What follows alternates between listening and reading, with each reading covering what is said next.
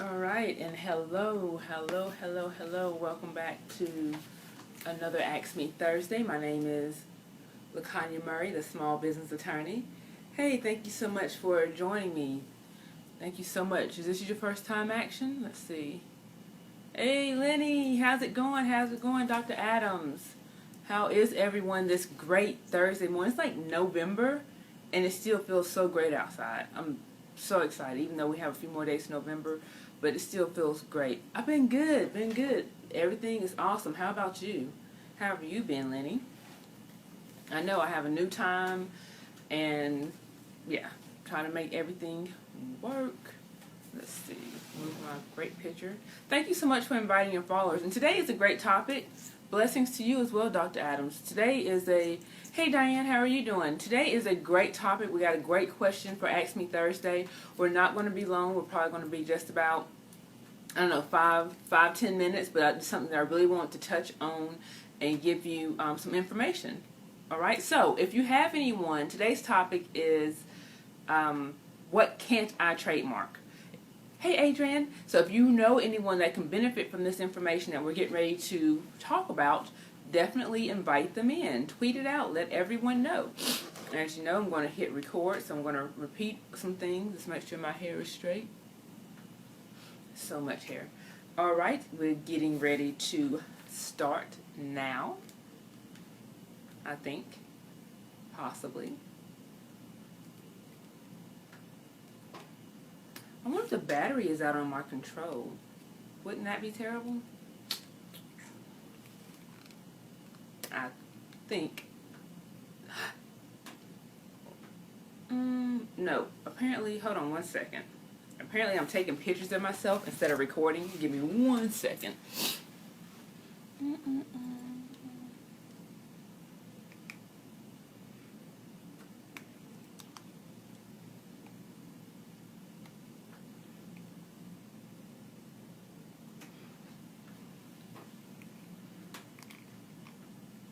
Boom. All right. Thank you so much for joining me. My name is Montgomery, the small business attorney, helping clients throughout the United States with trademarks, copyright, and business development solutions. Today is Thursdays. On Thursdays we do Ask Me Thursday, and today we have a great question, so let's get into it. Today's question, what can't I trademark? A lot of times we do a lot of talking about what can be trademarked. Today we want to talk about what can't I trademark. So when you're doing your trademark searches, if you're doing them on your own, you want to know, or when you're just in the beginning phases of naming a product or a service, or just coming up with some ideas for branding, you want to know what you can steer away from and what you can move forward with that'll be strong. So we're going to talk about that now. So the first thing that you want to stay away from are things that are generic. You want to stay away from generic names. And by generic, I mean if the name actually is the product. For example, jacket. Hey, I know, jacket. You can't name a store jacket if it actually sells jackets. Like if the retail store is nothing but, and it sells jackets, and you name it jackets, you're going to have a problem. So that's generic. The next thing you want to stay away from, and some things, let me talk about generic. Some things might not start off as generic, but they become generic over time if you don't defend your trademark. And I'll talk about this in my trademark naming guide. If you don't have it, definitely go to the website and download it. But I talk about this in that guide, that you have to be wary and you have to protect your trademarks. For example, Coke is not going to let everyone refer to drinks and sodas as Coke, because if they did, then it would become generic. Right now, if you want a Coke, you're talking about a product that Coca-Cola made. You're not just talking about a soda, just a generic soda. An example of someone that lost their trademark is escalator. Escalator used to be a trademark, but then that became the term that everybody used to write, the moving stairs. Now it's generic. Aspirin, maybe Kleenex, Xerox. There's some people that have had trademarks, but then they've been canceled because those names have been generic. So you want to be careful about that. And thank you so much for the hearts. I really appreciate it. Those hearts let me know that you appreciate me coming on here and giving you this information. Dumpster, Band-Aid, yes, exactly. You just have to be careful and you have to defend it. The next thing, descriptive words. You cannot have a strong brand name with descriptive words. And by descriptive, I mean if it describes a feature of that product or service that you're providing. So an example would be, I don't know, creamy yogurt. You know, creamy for yogurt, or yummy for any food thing. Now, what you want to do, or what you can do, is use some of these words that might be descriptive and maybe make them suggestive. And maybe in another category they would be. So yummy, I know there is an app, I believe it's an app, it's called Yum, and it's for food reviews. So I think that's really suggestive. It's not descriptive, but it's suggestive. So that's something you want to look at. When you have a descriptive mark, one of the things that you can do is maybe you can't register on the primary register, but you can register on the supplementary one. And until such time as your trademark actually becomes distinctive, meaning that people see this descriptive mark and they start associating the descriptive mark with you. I know that Netflix had to overcome that. They had a refusal. They didn't want, the USPTO did not want to give them their trademark. They said Netflix was descriptive because it's on the internet watching movies. But Netflix was able to show that the word has been distinctive, and people now associate Netflix with their brand and what they're providing.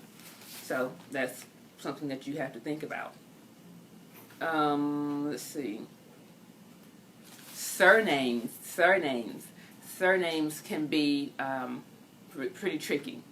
Okay, and for really the same reason as we just talked about descriptive. A lot of people say that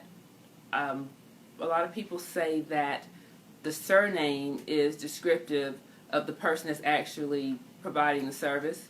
And you also have to realize that some surnames are very common, so to prevent someone from using their last name can be kind of tricky.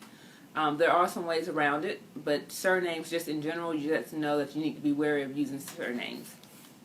And I see the questions, and I will get to them. I'm also recording, so I will get to the questions and things at the end. But thank you so much. I really do appreciate it. Let's see, what else do we have? We have, this is one that you guys might not be aware of, but geographically, if you have a trademark that describes a geographic location, you can run into some problems. So you see a lot of things out there like America's Best, and I know those are for contacts. I know there's a furniture store here called American Furniture Store or something of that nature. Because the reason that they don't want to give those trademarks out is because they don't want to prevent other people from being able to identify the origins of their source. So if you have a name that talks and it's the origin of where the good came from, that geographical part will have to be disclaimed, because you can't prevent other people who are providing goods or services from that same location from being able to say the source of the origin of their goods. You just can't do it. You can't hold the monopoly on a location, basically. Let's see what else. I just have a whole list. That's why I have my paper. Offensive or disparaging trademarks, and we've seen this going on now. The Washington Redskins, it's football season. Washington Redskins recently had their trademarks canceled because they found that it was offensive to Native Americans. So offensive means hurtful, to a certain group of people. There was a Supreme Court case that was just heard in September that we're watching, because it's really going to speak to this, because right now what the Washington team is arguing is that this restriction violates their First Amendment right. But this is the thing about that. They hadn't said that they can't use the name. So they hadn't changed their team name. Even though their trademark is canceled, they haven't changed their team name. But what it does mean is they can't get a federal trademark for it, and they can't get the benefits that comes along with having a registered trademark. But no one said, hey, you can't use that name. It's been going on for a while. And that case has been going on for a while. Let's see. What else can't you trademark? We talked about it. Song and book titles. I'm sorry, there's no protection in song or book titles. You can't trademark them and you can't copyright them. That's why you see so many songs with the same title, so many books with the same titles. That just can't be protected in that way.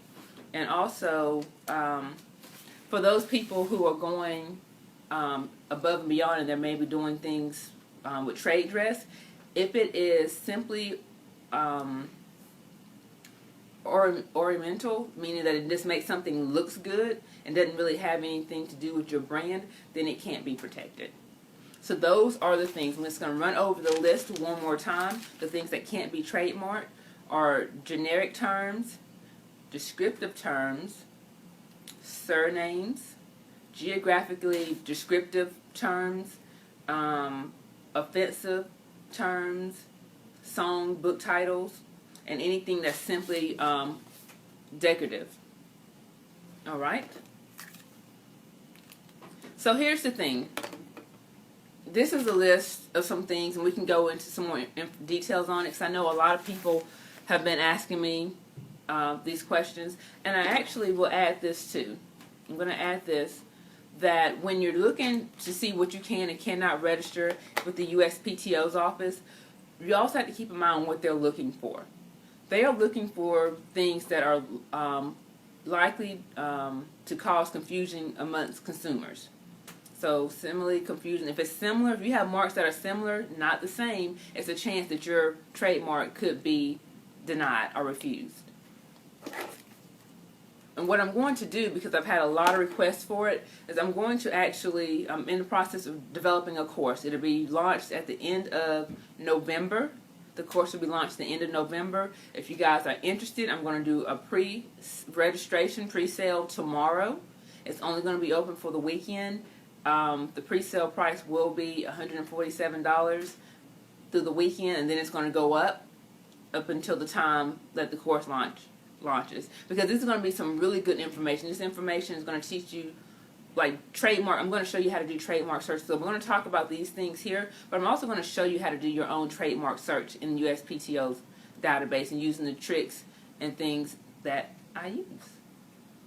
Cool beans. So if you guys are interested in that, definitely heart up the screen and let me know. Dr. Adams, I saw that you had a question. I saw that corner of my eye, and I think one of them was, am I a federal attorney? I am. If that was your question, I can help clients throughout the United States with trademarks and copyrights. So if you have any, no matter where you are, so definitely let me know if I can help you, because I would love to. All right. Any other questions? Any other questions? Let's see. Are you going to walk through how to do a trademark in the course? I am. That is what I'm doing in this course. What about trademarking common words?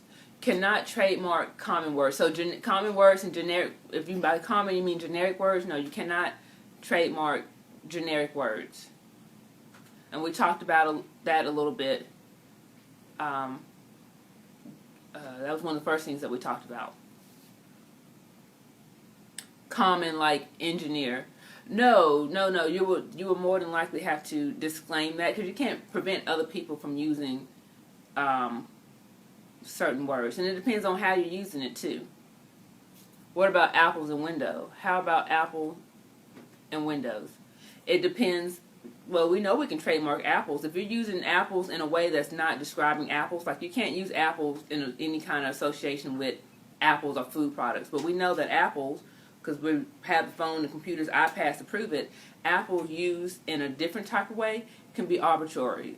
And so it's something that people aren't used to. So that's how Apple was able to get that trademark. I had to address someone yesterday about using my trademark name. It was easy, no issue. And a lot of times you can just reach out to them, because a lot of people, they're not like you. They don't have this information. That's why I tell you to share it. That's why you would have a hard time using accountant. And that's another thing too. And I've talked to Philosophy Day about that, and even with my own.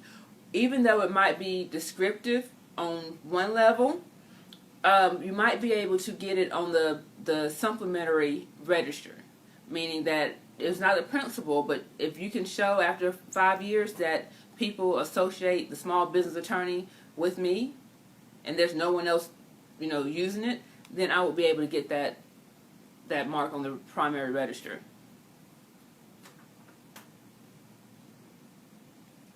What about unique or unique style? I don't know. Possibly, depending on how you're using it. But all right.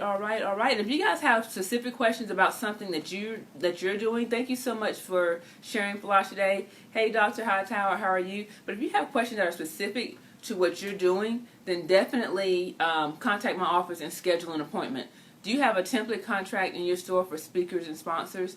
I do not. Can service or product names be trademarked? They can. Think about Apple. They have a trademark for the iPad, the iPod, the Magic Mouse, and every other product that they have. They have one for AppleCare, the service that they provide. So yes, and that's really the purpose of trademarks, so people can see those services and those products and know who's behind it, who's the source of that service or product. All right. Absolutely great. I'm sorry, my Facebook Live people, that I haven't been looking at you. I got to get you raised up so that I can actually see you. All right, you guys have been great. What else do I want to tell you guys? If you are in New Orleans, I will inbox you. Not sure if you're willing to create and add to your store. I am. So yes, I love, if you guys are looking for certain documents for the document bank, definitely hit me up and let me know what you're looking for, because I am looking to expand that. So definitely let me know what you have or what you're looking for. And that I actually have one, I just don't have it up.